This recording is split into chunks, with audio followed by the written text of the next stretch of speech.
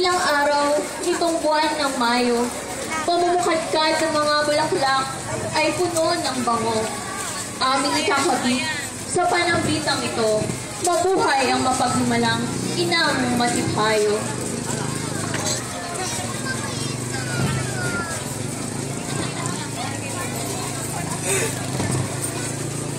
O inang masintahin, dinarakila ng lahat, pitakasin si tamis ng nektar sa bulaklak.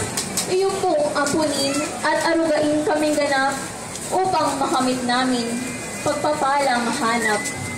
Panambitan namin iyong pakinggan, mga ermano at ermana, pagpapalay gawaran. Ako'y abang lingkod mo, Rinang kumakatawan, dito sa Flores de Mayo, makabuluhan at may aral.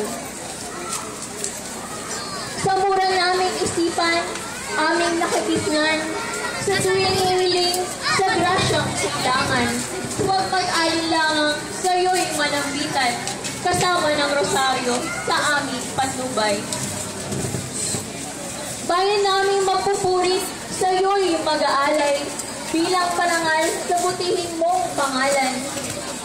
Doon sa simbahan, dasal awit at alay, masaganang pag-unlad para sa sangkatauhan. Kami naway pagpalain, huwag nawang pabayaan, buong buhay namin sa Diyos inaalay. Iyo pong dinggin, lagi naming panambitan, ihatid kaming lagi sa Diyos na laging banal. O tanggapin mo, mahal na ina, ang aming pasalamat para sa pinagkaloob mong tulong para sa aming lahat. Kami rin naway pagpalain ni Kristong iyong anak upang makamit namin luwalhating pinapangarap.